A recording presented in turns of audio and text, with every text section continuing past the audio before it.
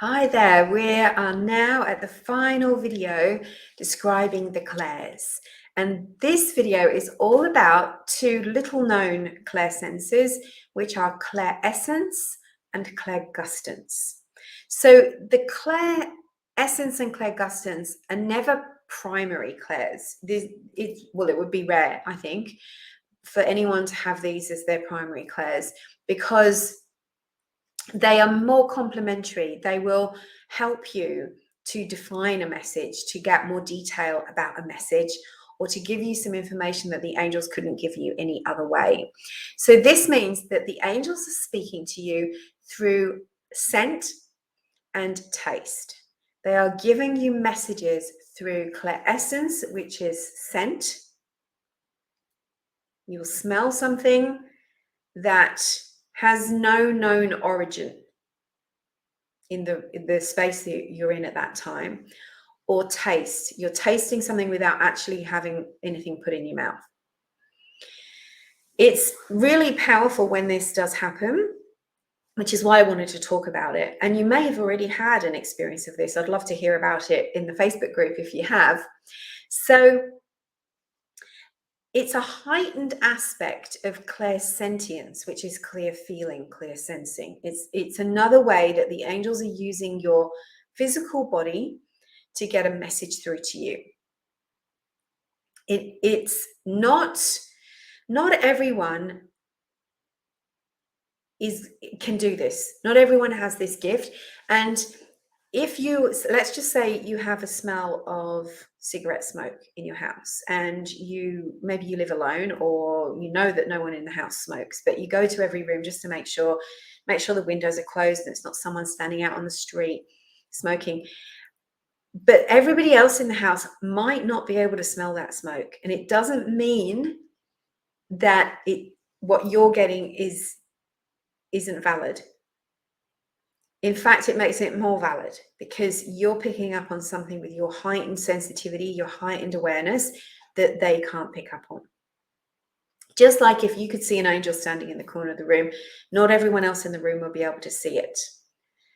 Your unique channel is like no one else's. No matter whether you meet another clairsentient, another clairvoyant, or another claircognizant, it doesn't matter what order they've got all of these senses in. There's no two people that receive in the same way and in the same sort of combination. So you've got to learn to trust your own, is what I'm saying to you. Certain scents and tastes will have a meaning, and I have a directory now because I've been doing this a long time, and I suggest that you start your own directory as well. In that, there are certain ways the angels will give me a message that will allow me to recognize what that means immediately. So for instance, for years when I was doing hands-on healing with people, if I put my hands on somebody and I got a metallic taste on my tongue, I knew that person was taking a certain kind of medication. I just knew it. And so I didn't have to say, oh, I wonder what this means this time. Every time I got a metallic taste, I knew the metallic taste was the angels letting me know that person's on a certain type of medication. And that would have been important for some reason to the healing, to why they came to see me. So I'd be able to say to them, oh, are you, I'm picking up that you're taking such and such. And they would say, yes, I am. And that's one of the reasons I wanted to come see you. So certain scents might do that for you too. So when I'm doing mediumship, for instance, if I'm tuning into someone's deceased loved ones, we're not really doing that as part of this program, but the skills that we're using and you're learning in this program are transferable onto spirit mediumship. For instance, if I see a figure standing next to one of my clients who is wearing a grey suit, visual clairvoyantly, I know that means a grandfather, because over the years, that's always meant grandfather. It doesn't mean that their grandfather always wore a grey suit. It's just their symbol, and it's now in my directory, my psychic directory in my mind. That's what the angels are used to let me know that's a grandfather. Usually he'll have a stick as well. So there's always these little things that the angels will do to let us know things, and it's worth recognizing them. So, certain scents and certain tastes might have a meaning for you, because of your life experiences. Um, I have a certain taste in my mouth when I know someone is drinking too much alcohol. So it's kind of a sour taste that I get in my mouth, and it just comes over me. And I know that that person is drinking too much alcohol for what their body likes. It's not a too much as in judgment, too much. So you may have things that you just don't even realize are meaningful for you. So certain scents or tastes have meaning. You may go, okay, I'm smelling my grandmother's perfume. And you know that that means your grandmother is with you. A lot of mediums do actually get the scent, the Clair essence. You might have, the cigar smoke or the cigarette smoke, and it's your grandfather visiting because he always smoked that brand. It might be that you get a scent of a whiff of campfire smoke. And you might have a client in front of you who loves to go camping with her husband, or has a partner on the other side who loves camping. But you don't need to say all of that. You would just need to say to them, I'm getting a scent of a camp, I'm getting the sense of a campfire. And they'll tell you what that means to them. Or they'll say, that's meaningful for me. So certain scents or tastes have a meaning. And if you think about it, it's really genius that the angels give us these things, that you are able to pick up on these things. Spirit will often, send a scent to give you insight, to give you a little bit of insight about something. And again, on the most basic level, let's just say you get a really bad taste in your mouth when you think about something or someone or going somewhere.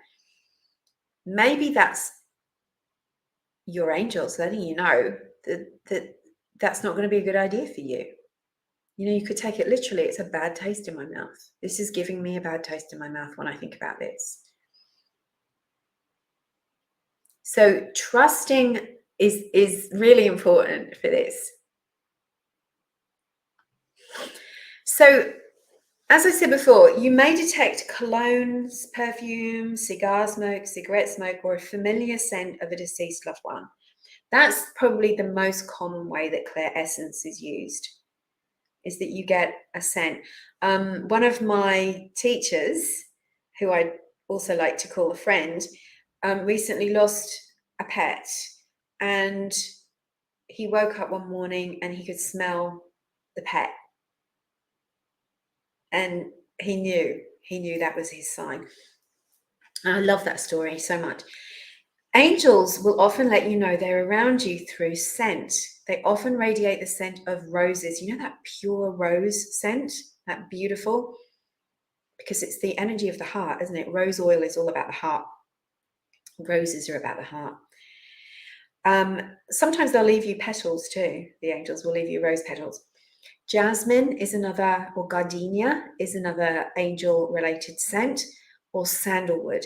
I love sandalwood incense, the really good kind, the well-made kind. And I often burn sandalwood incense, and it makes me feel that the angels are around. I feel like it's an angel attractor. But if you smell roses, gardenia, sandalwood, jasmine, it could be a sense that the angels are with you. They're letting you know that they're with you. Roses are also closely related to Mother Mary as well. If you feel a connection to that one, to her, to Mother Mary. You may temporarily taste something that gives you insight or a message. Like I said before, metallic taste. It's a difficult one, the taste, because there's so many different ways it can go. But you don't always have to know exactly what it means if you're reading for someone else. If it's for you, then it's likely to be familiar already, or it's likely to be something that is discernible. I had a client once, this wasn't Clair Gustance, it was Clair Essence. She contacted me because at her house, she was smelling burning at night, but there was no fire, there was nothing around.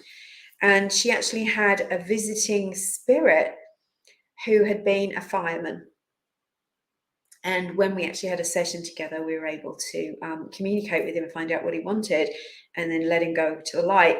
So, you know, the scent is often giving us something. It's the sign of something or someone is around us. I hope that you've enjoyed this. I'd love to know if you're getting Clair Essence or Clair Gustance, or if you've ever had any experience of that.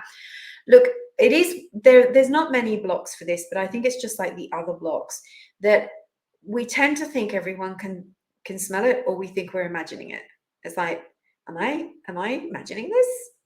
Or it's like, oh, everyone can smell that cigar, or everyone can smell that perfume, when in fact they can't. And my message about that is, when spirit or the angels give you a message, let yourself receive it. Even if you don't know what it's about yet, thank you, angels. I would appreciate more clarity and signs around this. Let yourself receive it. But also, before asking for more clarity, sit with it, because sometimes, you know, we're all so busy nowadays. We're in this kind of all the time, moving on to the next thing, moving on to the next thing. We've almost been trained by our phones, right? The whole 3-second thing.